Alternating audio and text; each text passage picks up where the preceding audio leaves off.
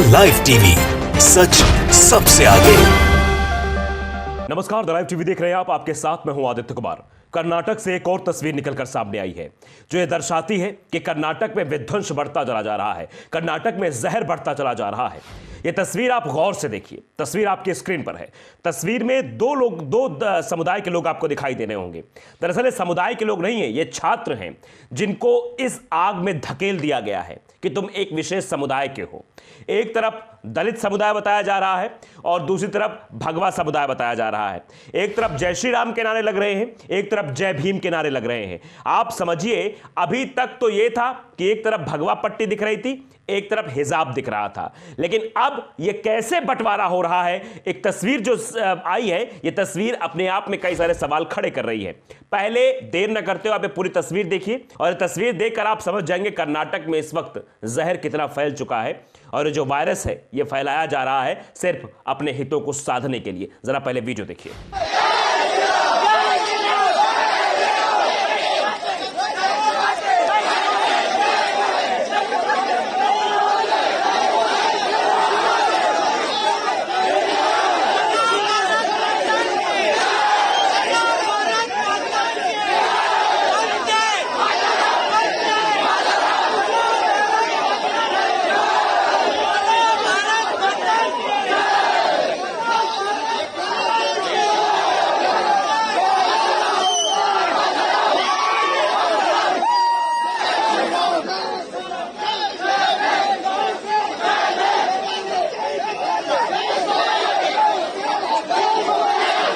इस वीडियो को देखा आपने, वीडियो को देखकर आपको लग रहा होगा कि ये छात्र हैं, इनके अंदर इतना विष भर दिया गया है। ये पढ़ने जाते हैं, विद्यालय में जाते हैं जहां यह लिखा रहता है कि शिक्षार्थ आइए सेवार्थ जाइए। वहां पर जाकर ये जय श्री राम के नारे लगा रहे हैं, वहां पर जाकर ये जय भीम के नारे लगा रहे हैं। इनके अंदर इस तरह का विष भरने वाला कौन है? दरअसल जिस दिन से वो पहली तस्वीर सामने आई थी कि हिजाब पहले पहने हुए लड़कियों को अंदर नहीं जाने दिया गया और उनको पढ़ाई से रोका गया, उस दिन के बाद से ही तस्वीर बनी। दूसरी तस्वीर आपने देखी थी किस तरह से भगवा पट्टी डालकर छात्राएं हो या फिर छात्र हो वो सड़कों पर स्कूल की तरफ जाते हुए दिखाई दिए थे। ये एक कॉम्पिटेटिव चीज लाई गई है और इसके बारे में मद्रास हाईकोर्ट ने भी नसीहत दी है, लेकिन फिर भी कोई समझने को तैयार नहीं हो रहा है। नफरत फैलाई जा रही है। आप समझिए कि एक धर्म के बाद फिर धर्म में जातिगत विभाजता, ये जो तस्वीर है ये जातिगत विभाजित हो गई है। अभी सिर्फ दो खंड हुए थे, एक हिंदू एक मुसलमान, अब खंड किए गए तीन। मतलब हिंदुओं में भी दो खंड, एक दलित वाले हो गए, एक पता नहीं ये कौन वाले हैं।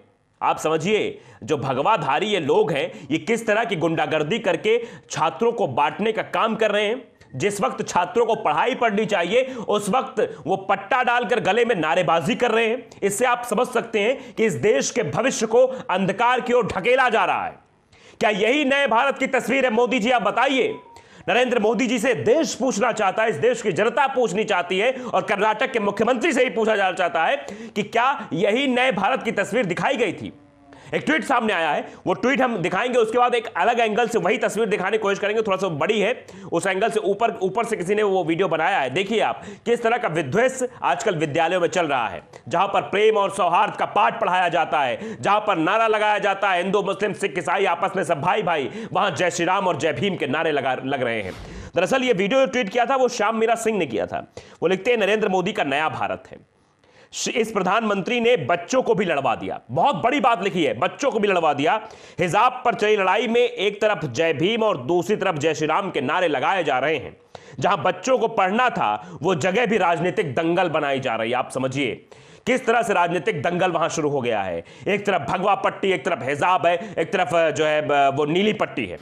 आप समझिए देश किस तरह से विभाजित किया जा रहा है, देश को बांटने की कोशिश की जा रही है। दूसरी वाली तस्वीर भी आप देख लीजिए जो अलग एंगल से ली गई है, उसको देख लीजिए, फिर आगे की चर्चा करते हैं।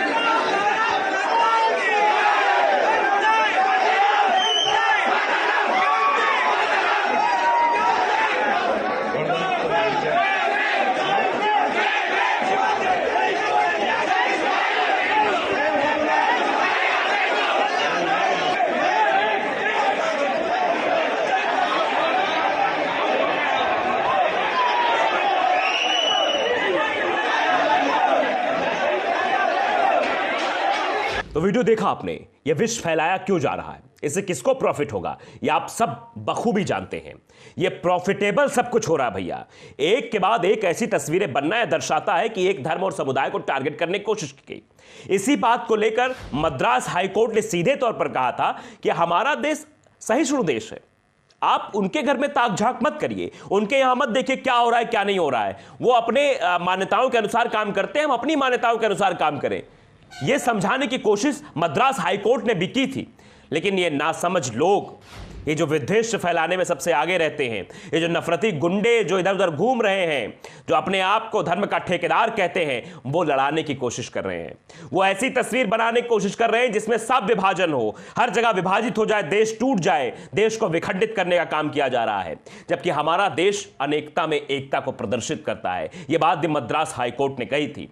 हम सभी धर्मों का सम्मान करना जानते हैं, हम साथ रहकर मिलकर रहना जानते हैं, लेकिन यहां पर साथ तो छोड़िए, एक नफरत का बीज बोया जा रहा है। और पहले ऐसा नहीं था साहब, पहले सब प्रेम से मिलकर रहते थे, हिजाब पहनकर लड़कियां आती थी, पढ़ाई करती थी और बच्चे भी अपना पढ़ाई करते थे, सब कुछ बिल्कुल ठीक तरीके से चल रहा था। लेकिन जब से भारतीय जनता पार्टी की सरकार इस देश में आई, प्रदेश में आई, तब से जहर बोना शुरू किया गया।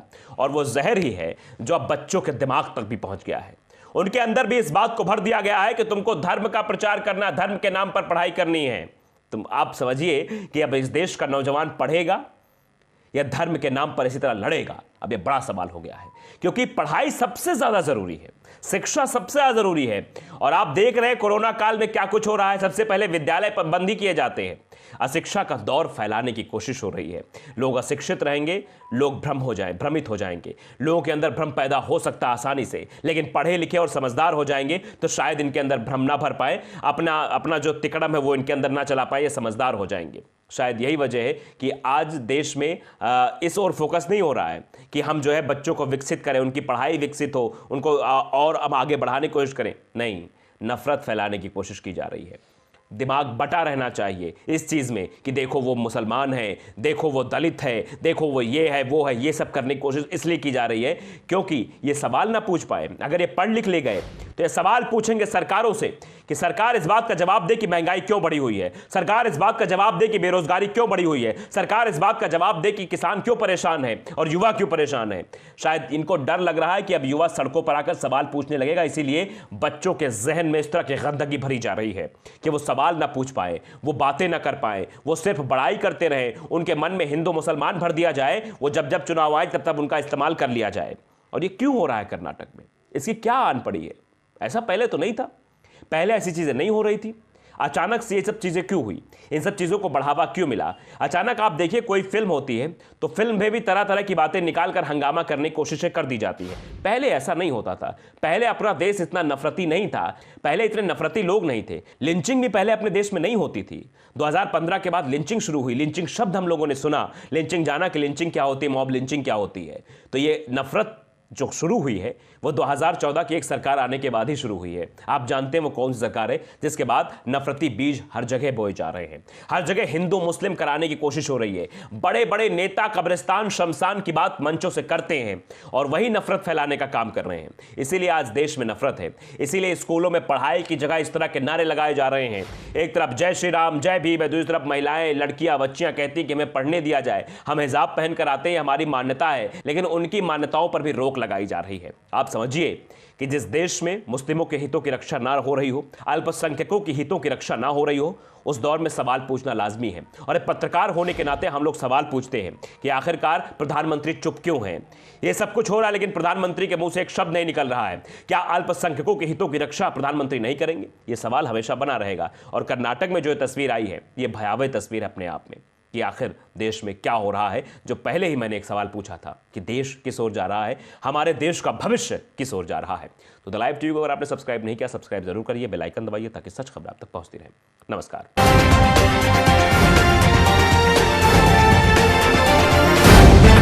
द लाइव टीवी, सच सबसे आगे।